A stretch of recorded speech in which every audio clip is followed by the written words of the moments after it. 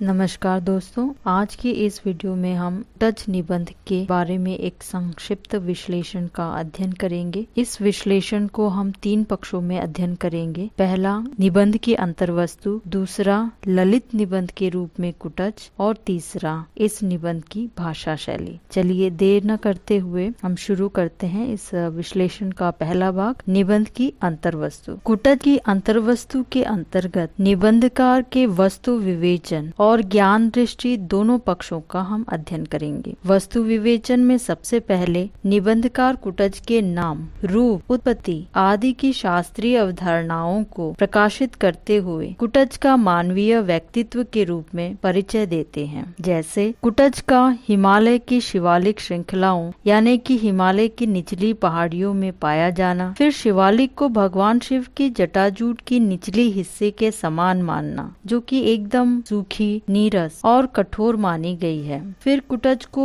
गहरी जड़ों वाला, प्राचीन शिवालिक के जैसी रसहीन भूमि पर भी जी सकने की क्षमता रखने वाला, कठिनाइयों के बीच भी मुस्कुराकर खड़ा रहने वाला तथा अलमस्त व्यक्तित्व का बतलाया गया है। फिर कुटज की इतिहास की ओर बढ़ते हुए कुटज शब्द की व्युत्पत्ति की चर्चा करते हैं। जैसे कुटज नाम की उत्पत्ति के क्या कारण हो सकते हैं। निबंधकार ने इसके कई विचार इन्होंने व्यक्त किए हैं एक भाषा शास्त्री होने के अनुसार। जैसे उन्होंने कहा कि कुटज का नाम क्यों पड़ा। कुटज इसलिए पड़ा कि वह गिरकूट पर जन्म लिया हो या फिर कुटज से पैदा हुआ हो। कुटज, यहाँ कुट के 2 अर्थ पैदा होते हैं। कुट यानी घड़ा या गमला या फिर घर, पर ये दोनों ही शब्द, दोनों ही अर्थ संबंधित नहीं प्रतीत होते, या फिर शायद यह शब्द संस्कृत से आया हो, इस प्रकार की आशंका भी निबंधकार व्यक्त करता है। जैसे संस्कृत के कुछ शब्द कुटहारिका,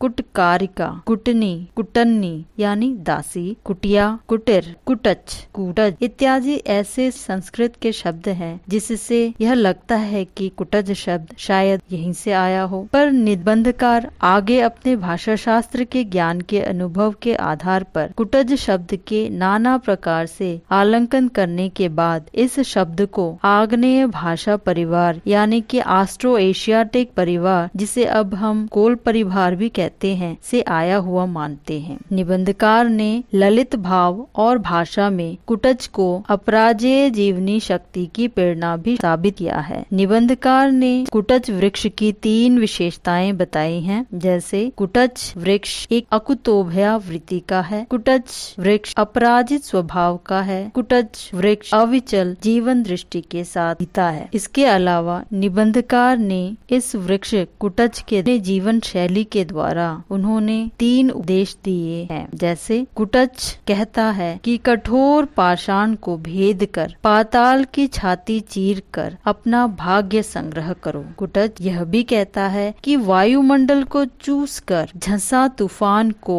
रगड़ कर अपना प्राप्य वसूल लो। कुटज यह भी कहता है आकाश को चूम कर अवकाश की लहरी में झूमकर उल्लास खींच लो। अर्थात कुटज वृक्ष बहुत ही सहनशील, हिम्मती, निर्भय और हमेशा खुश रहने वाला छोटा पर एक शानदार वृक्ष है, जो पूरे मानव जाति को जीवन जीने की कला सिखा रहा है। जीवन को कला और तपस्या मानकर जीना चाहिए, ऐसी सीख दे रहा है। परंतु फिर भी इसी के विपरीत निबंधकार जी कहते हैं कि सारा संसार तो केवल स्वार्थ के लिए ही जी रहा है। संस्कृत के एक वाक्य का उल्लेख करते हुए वे कहते हैं, आत्मनस्तु कामाय सर्व प्रियम भवतु, अर्थात संसार के प्रत्येक व्यक्ति को अपने सुख के लिए ही पत्नी, पुत्र व धन प्रिय होता है। इस प्रकार इस निबंध का पूरा केंद्र कुटज ही है, जो अपनी जीवन शैली से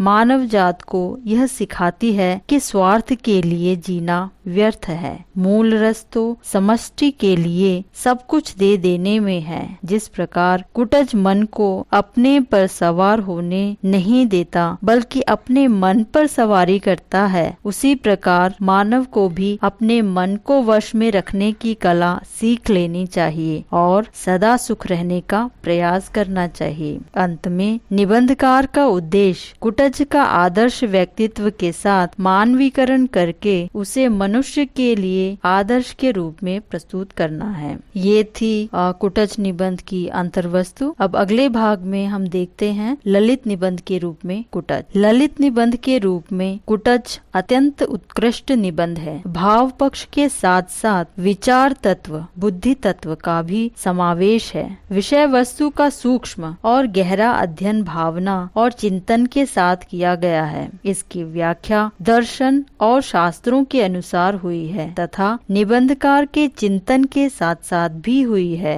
अंतर्वस्तु की प्रस्तुति बहुत ही सहज, ललित, सुंदर और प्रवाह के साथ हुई है, जो इसे ललित निबंध के रूप में बांधे रखती है। कुटज को अलमस्त, वैरागी, निर्भय, अपराजित स्वभाव का आदि जैसी संज्ञा देकर एक वृक्ष को व्यक्तित्व गुण प्रदान किया गया है। एक वृक्ष का सुंदर मानवीकरण किया गया है। इसमें प्रकृति और पुरुष दोनों समाहित हैं। इस निबंध में ललित निबंध के सभी गुण, स्वच्छंदता, सरसता, आडंबरहीनता, घनिष्ठता, आत्मीयता तथा साहित्य रूपों के गुण जैसे जीवन की वास्तविकता, संवेदना, नाटकीयता, विचारों की उत्कृष्टता के साथ साथ निबंधकार के निजी विचार भी शामिल हैं। इस प्रकार यह कहना उचित ही होगा कि कुटज एक उत्कृष्ट ललित निबंध का उदाहरण है। चलिए अब शुरू करते हैं इस विश्लेषण का तीसरा भाग, निबंध की भाषा शैली। निबंध की भाषा विषय के विचारों और भावों के अनुरूप ही सहज, ललितमय एवं प्रवाहमयी है। वाक्य रचना भी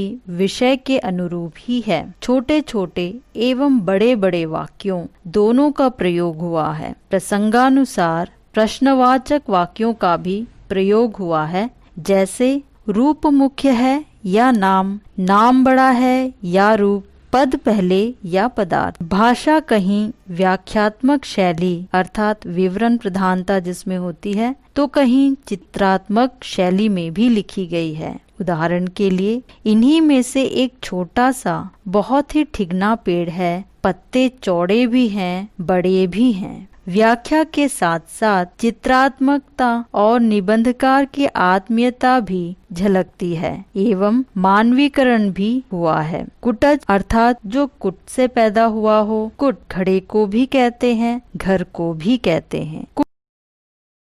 घड़े से उत्पन्न होने के कारण अगस्त्य मुनि भी कुटज कहे जाते हैं। इस प्रकार का विवरण व्याख्या में निबंधकार ने कई जगहों पर दिए हैं। यहाँ शास्त्र चर्चा हुई है पर भाषा सपाट है किंतु बुद्धिमूलक भी है। भाषा प्रवाह, लालित्य और काव्यात्मकता से भी सजी है। जैसे बहरहाल यह कुटज है, मनोहर कुसुम स्तबकों से झबराया, उल्लास लोल चारुस्मित कुटज। कालिदास ने आषाढ़स्य प्रथम दिवस से रामगिरी पर यक्ष को जब मेघ की अभ्यर्थना के लिए नियोजित किया तो कमबख्त को ताजे कुटज पुष्पों की अंजलि देकर ही संतोष करना पड़ा। चंपक नहीं, बकुल नहीं, नीलोत्पल नहीं, अरविंद नहीं, फकत कुटज के फूल। इस भाषा में बिंब शैली उभर कर आई है। दृश्य बिंब और मानस बिंब दोनों ही प्रस्तुत हुई है। वार्तालाप की सहजता और अपनापन इस निबंध की एक शैली बन गई है। यह निबंध भाषा शैली की दृष्टि से विचारात्मक एवं भावात्मक शैली दोनों का एक सर्जनात्मक समन्वय रूप है। इस प्रकार इस निबंध की भाषा शैली भी यहीं समाप्त होती है। आशा करती हूँ यह संक्षिप्त विश्लेषण इस निबंध को समझने में, अध्ययन करने में काफी सहायक सिद्ध होगी। आप अपने विचार मुझे अपने कमेंट द्वारा लिख सकते हैं, भेज सकते हैं। आपको मेरा यह वीडियो कैसा लगा अपने कमेंट द्वारा जरूर बताएं। आज के लिए इतना ही, अगले वीडियो में फिर मुलाकात होगी। धन्यवाद।